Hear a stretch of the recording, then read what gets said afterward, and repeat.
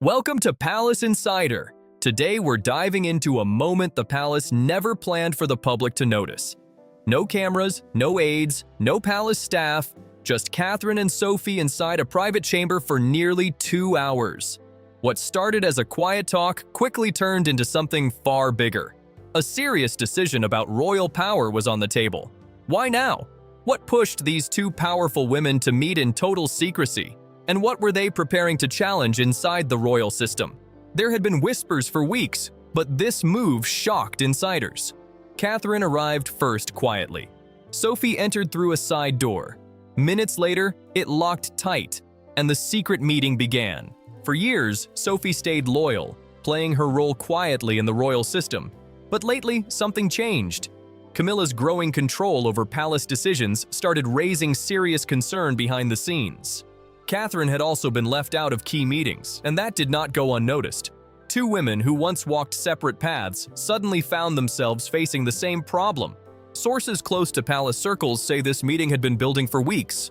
Princess Anne reportedly told Sophie, "You'll know when it's time." And when King Charles faced a recent health scare, that moment finally arrived.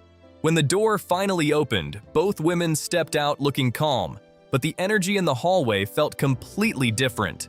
Palace aides exchanged nervous looks as Catherine quickly called her personal secretary. Sophie walked straight toward the East Wing, the area long linked with Camilla's growing influence.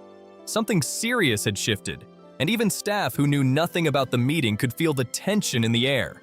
Inside that private room, sources say the conversation was intense. Catherine reportedly shared confidential reports, testimonies, and strange patterns involving staff changes, event decisions, and even press access. Page after page painted the same picture. Camilla was not simply advising behind the scenes. According to the briefing, she had begun shaping major palace decisions. Sophie listened quietly at first, but as the details unfolded, her shock slowly turned into firm understanding. For years, Sophie had pushed aside her doubts, staying loyal to royal tradition and quiet respect. But in that private meeting, she finally spoke openly. She admitted she had long worried about Camilla's growing influence inside the palace. There were moments when Sophie felt pushed aside, not by chance, but by careful planning. Ideas she shared in meetings would later appear again, this time presented by Camilla and praised by others. Sophie also shared painful memories of times when plans involving her daughter, Lady Louise, suddenly changed without clear reason. Events she was expected to attend quietly shifted away. It felt less like coincidence and more like control. That intense conversation slowly turned into a plan. Catherine listened closely, then pulled out a sheet of paper and began writing a private statement, word by word, something powerful meant for the right moment. Catherine carefully folded the paper 3 times, sealed it with wax, and locked it inside a private drawer only she and William could access. It wasn't just a document, it was a clear line in the sand. If Camilla pushed back against what was coming, that sealed statement could change everything inside the royal circle. Their plan was no longer just talk. It had started moving quietly through the palace halls. Camilla's long stretch of quiet influence was finally facing serious resistance, not through shouting or public drama, but through unity, evidence, and careful strategy. Even though Catherine and Sophie kept silent, palace staff started noticing strange changes. Conversations stopped when people walked by, and one whispered phrase began spreading among aides: the Windsor Clause. Anyone who heard the phrase Windsor Clause acted like they hadn't heard a thing, but no one forgot it. And within hours, something strange happened. Camilla's trusted lady-in-waiting, who had stood beside her for more than 10 years, was suddenly reassigned to the Sandringham estate. No explanation, no announcement, just gone. Soon after, palace staff spotted a document stamped with the royal crest being delivered by Prince Edward's personal guard. What made it shocking was the route he took. Instead of following the usual royal channels, he walked straight into the private wing where Catherine had recently moved her office. Whispers grew louder behind closed doors. Some insiders even claimed Princess Anne had already approved Catherine and Sophie's alliance weeks earlier. Then leaked messages between senior aides began circulating, hinting at a plan to end CNC's hold. Inside the palace, people knew exactly who those initials pointed to. There was no public explanation, no announcement, just silence. One palace staff member who had worked closely with Camilla suddenly vanished from the records. Insiders whispered that he may have shared key information with the Catherine-Sophie alliance. His loyalty had limits, and the palace walls were starting to close in. Inside the palace, the atmosphere turned tense fast. Staff still followed protocol, but small things began to change. Camilla's instructions were questioned. Requests that once happened instantly now took time. In a place ruled by strict routine, even a short delay felt like quiet resistance. Camilla sensed it immediately. The silence around her was not confusion. It felt organized, controlled, and impossible to ignore. Camilla reacted the only way she knew how, by trying to regain control. She urgently requested a private meeting with King Charles, not once, but twice. Each time, she reminded officials of her position and influence. But the answer that came back was unexpected. The king was unavailable until further notice. That quiet response spoke louder than any official statement. Looking for support, Camilla then reached out to Princess Anne, hoping family loyalty would work in her favor. But insiders say Anne stood firmly with Catherine and Sophie. The reported message was blunt. "You've had your time." Refusing to back down, Camilla drafted a confidential memo to reinforce her role in palace operations. But the document was quietly returned, marked unendorsed. That quiet rejection hit Camilla hard. Over the next 2 days, palace staff began noticing unusual behavior. Instructions changed suddenly, orders contradicted each other, and longtime aides were abruptly dismissed. The calm, controlled image Camilla once carried was starting to crack, and people inside the palace could see it. In a risky move, she reportedly contacted Princess Beatrice, hoping to rebuild support. But the conversation quickly became controversial. In leaked audio, Camilla allegedly called Catherine dangerous and accused Sophie of influencing Anne's loyalty. The recording spread fast among insiders. Then Camilla made an even sharper threat, warning she would remove one of Catherine's longtime advisors from palace duties. But this time, the plan failed. New internal protocols, approved under Princess Anne, quietly blocked the move. After Camilla's failed push to regain control, the palace entered a tense silence. The monarchy itself seemed to stand on shaky ground. King Charles, already dealing with health concerns, faced a decision he had avoided for years. His schedule had quietly slowed, and more responsibilities were beginning to fall toward Prince William. Into that fragile moment stepped Catherine. She didn't arrive with emotion or accusations. She arrived with a document filled with clear details and concerns about palace operations. The same paper she had carefully drafted earlier now sat before the king. Charles read every page in silence while Prince Edward stood nearby.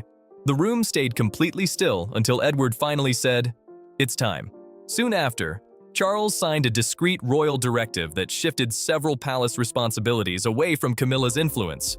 Catherine gave a small nod, signaling the moment was finished.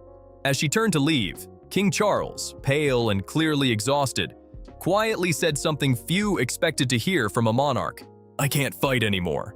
The decision was not announced publicly. That was never the strategy. Instead, the change slipped out slowly through trusted palace aides and carefully chosen press contacts. Soon, a single line about palace restructuring appeared in royal coverage. It looked small, almost easy to miss, but insiders immediately understood the message. Camilla still carried her title, yet her influence inside palace operations had quietly disappeared. But the news did not stay hidden for long.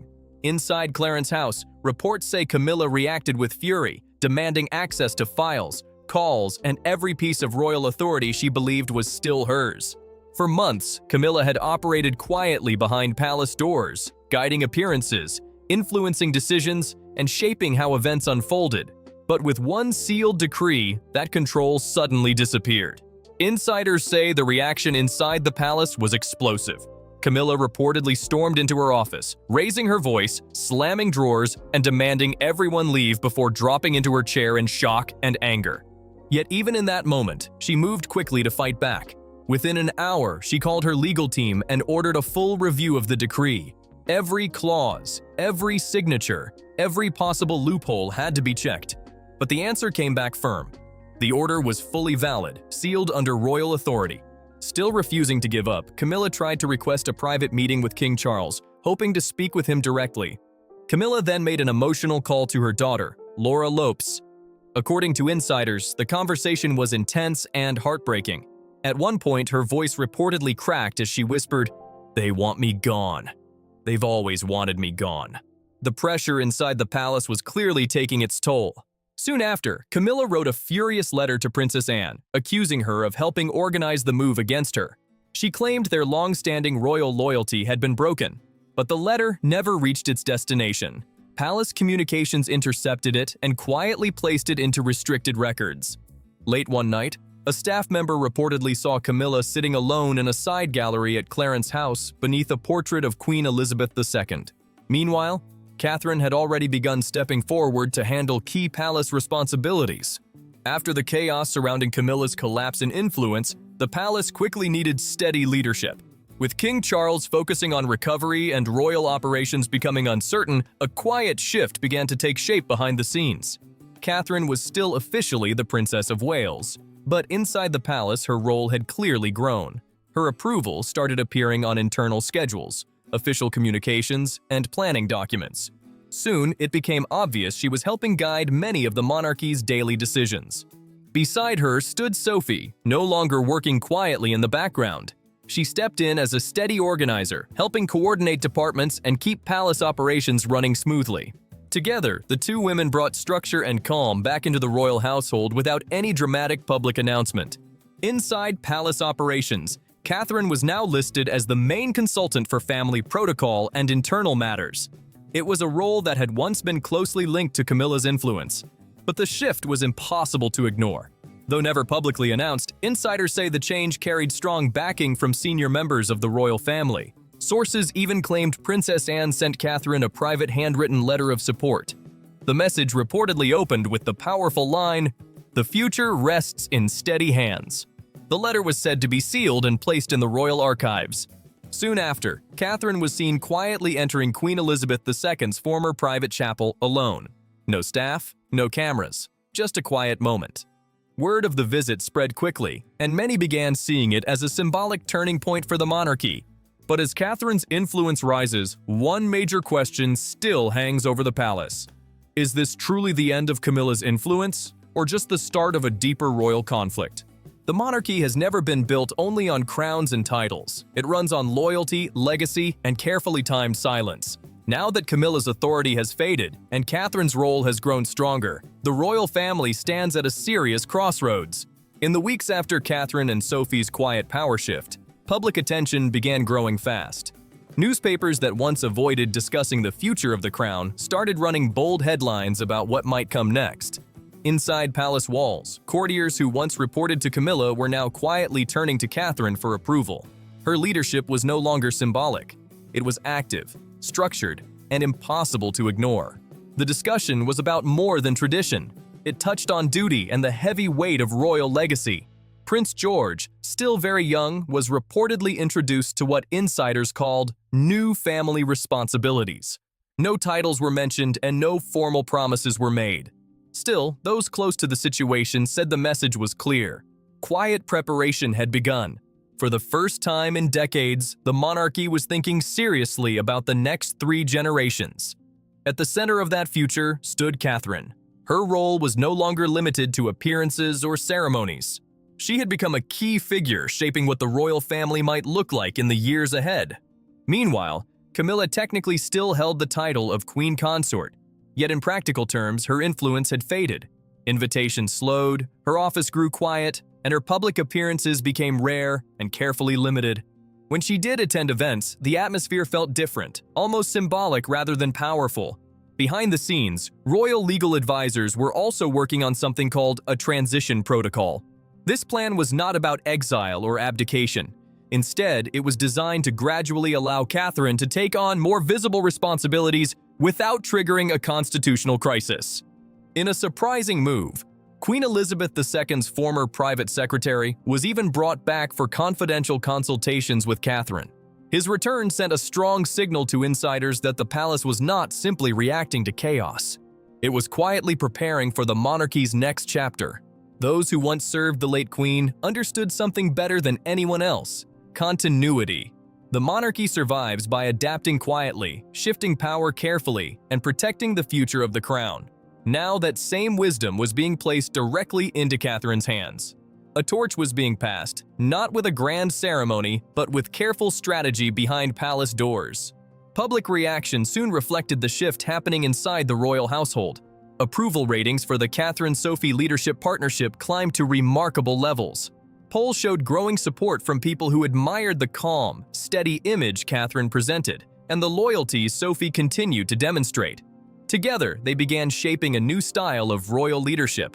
Less spectacle, more substance. Less tradition for tradition's sake, and more focus on stability and responsibility. Inside the palace, their partnership brought order where confusion once lived. Departments worked more smoothly, schedules ran tighter, and the royal household slowly regained its sense of direction. For many insiders, it felt like a reset for the monarchy itself. But even with that progress, unanswered questions still lingered in the shadows. Would Camilla accept her reduced role quietly, or was another confrontation waiting to erupt? Would King Charles ever publicly address the decisions that reshaped his inner circle? And could a royal family tested by tension and rivalry truly move forward united? One thing is certain, that secret meeting between Catherine and Sophie changed everything. Its ripple effects may shape the next era of the British crown. If you enjoyed this story, make sure to like the video, leave a comment with your thoughts, share it with others, and subscribe to Palace Insider for more royal updates.